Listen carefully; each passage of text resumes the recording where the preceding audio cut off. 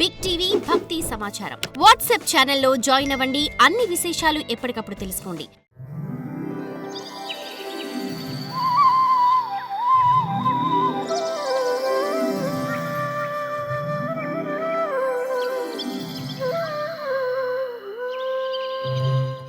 పద్దెనిమిది అనే సంఖ్యకు సంకేతమే జయం. మహాభారతంలో 18 పర్వాలు ఉన్నాయి కదా. శ్రీమద్ భాగవతంలో 18,000 శ్లోకాలు ఉన్నాయి. అందువల్ల ఈ రెంటిని జయమనే అంటారు. పై విధంగా భాగవత కర్త అయినటువంటి వ్యాస మహర్షిని, సుఖ మహర్షిని భాగవత పురాణాన్ని ధ్యానించి సూత మహర్షి ఇలా చెప్పసాగాడు.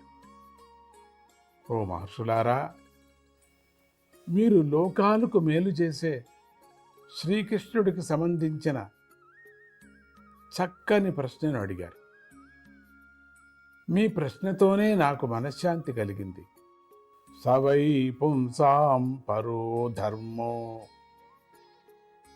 యతో భక్తి రతోక్షజే ఆహైతుక్య ప్రతిహత యయాత్మా సుప్రసీదతి వాసుదేవే భగవతి భక్తియోగః ప్రయోజితః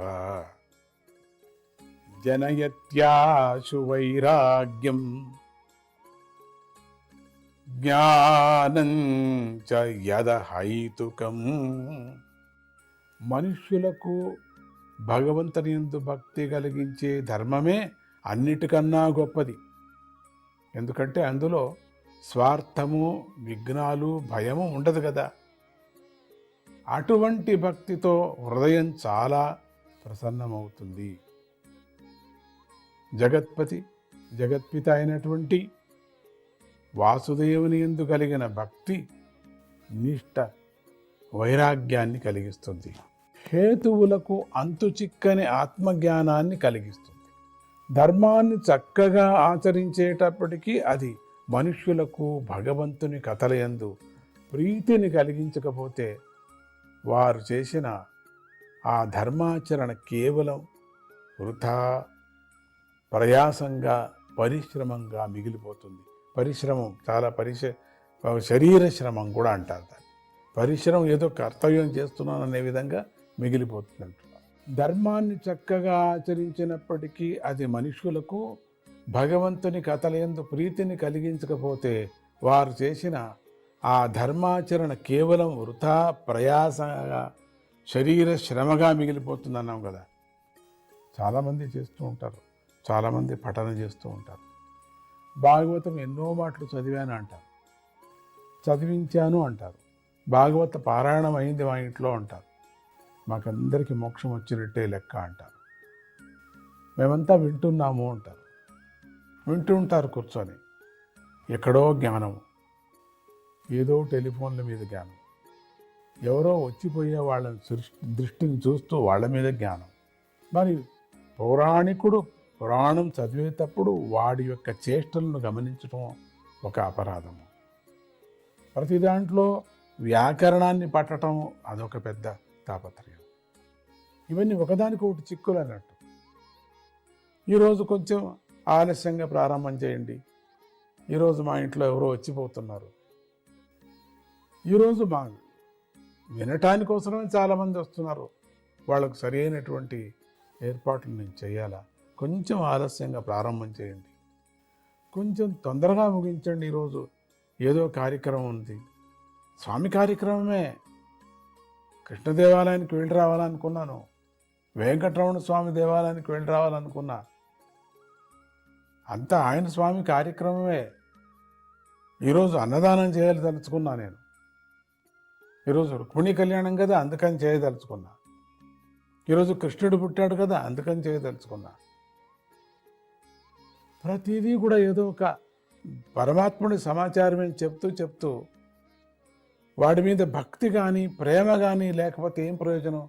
ఎన్ని మాటలు భాగవత శ్రవణం చేసినా, ఎన్ని మాటలు పారాయణం మన ఇంట్లో పెట్టించినా, ఎన్ని పుస్తకాలు, అన్ని భాషల పుస్తకాలు, భాగవత పుస్తకాలు మన మన ఇంట్లో ఉన్నప్పటికి కూడా ఏం ప్రయోజనం?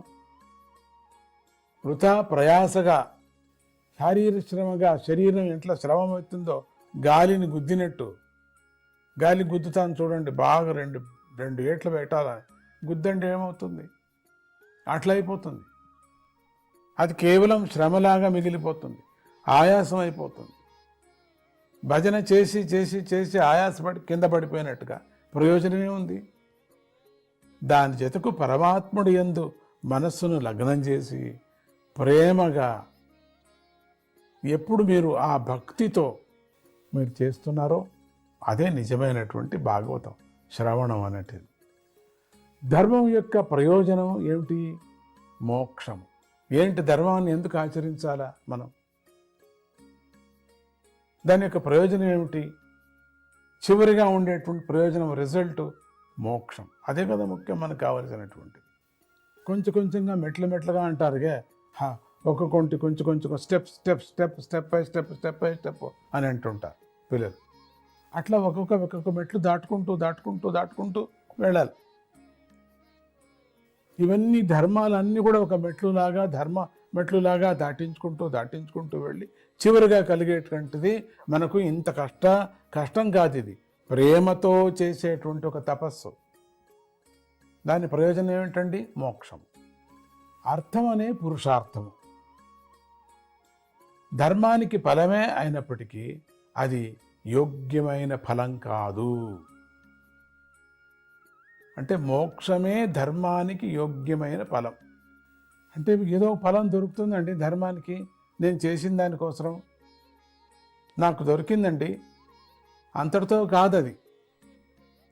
నేను ప్రారంభం చేసినప్పటి నుంచి నాకు కలిసి వచ్చిందండి, ఇల్లు కలిసి వచ్చిందండి, పిల్లలు కలిసి వచ్చారండి, అదే దీనికోసం మనం చేయాలా? ఇది నువ్వు చేయకపోయినా కూడా ఏదో కలిసి వస్తూ ఉంటుంది, కలిసి రాకపోవటం, దీంట్లో కూడా ఒకసారి కలిసి వస్తుంది, కలిసి రాకపోవటం, దీంట్లో కూడా ఒక దుఃఖము, దీంట్లో కూడా ఒక సంతోషం అంతా ఉంటుంది. తెలుసా మనకు? అందరికీ బాగా అనుభవంలో ఉండినటువంటిదే కదా. మనకు అనిపిస్తుంది ఎంత దేవతాభక్తి వాళ్ళకి అయింది, కానీ ఈ దేవతాభక్తి లేని వాడికి కూడా అయిందే అనిపిస్తుంది మనకు అప్పుడప్పుడు. అందుకని ఇక్కడ జరిగేటువంటి ఈ ధర్మానికి యోగ్యమైనటువంటి ఫలం ఏంటంటే, మనం ఏదో చిన్న చిల్లరదంతా అయిపోతుంది అనుకోకూడదు మనం. ఏమండి, ఈరోజు నేను కోటి సహస్రనామం చేశానండి, అందుకని నాకు ఫలం కలిగిందండి. సహస్రనామం చేయటానికి ఇదే మూలమైనటువంటి ఒక ఫలం, ఏదో ఒకటి కలిగింది. లాటరీ తగిలింది, పిల్లవాడి ఇంటికి వచ్చాడు, ఇదే లాటరీ ఉంటుంది పోతుంది. పిల్లవాడు వస్తాడు, మళ్ళీ పెద్ద అయిన తర్వాత వెళ్ళిపోతాడు. ఇది ఏదీ కాదు, తాత్కాలికమైనటువంటి ఒక సమాధానాలు. నీకు ఏమొచ్చినా కూడా నువ్వు ఇల్లు కట్టుకోవచ్చు, నీకు ఆరోగ్యం కావచ్చు, లేకపోతే నీకు పిల్లలు కలిసి రావచ్చు, తప్పిపోయిన పిల్లగా రావచ్చు, మీకు సంతోషమే. కానీ ఇవంతా చిల్లరగా అక్కడక్కడ వెళ్ళిపోతాయి. మనం చేసినటువంటి పనుల ఈ ధర్మం అంతా కూడా ఏది ఉందో భక్తిని ఈ విధంగా మనం పనిచేసుకుంటున్నాం. లేదు, దాన్నంతా కూడబెట్టుకోవాలి. ఇది మనకు వద్దు. వచ్చినా కూడా దాన్ని అటువంటి సందర్భం దీనికి అనిపించుకోకూడదు. దీనికోసం చేశాను, దీనికోసం వచ్చింది అనుకోకూడదు. ప్రతిఫలాపేక్ష లేకనే చేసేటువంటిది.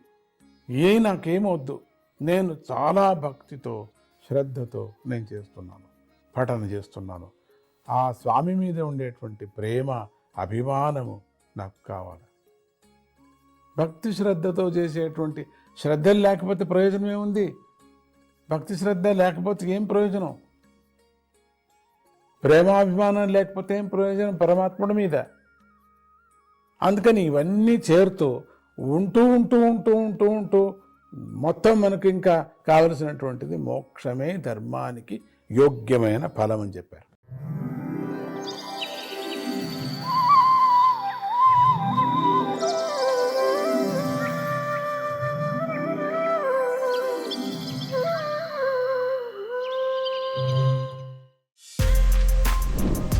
For more videos like this, subscribe Big TV channel.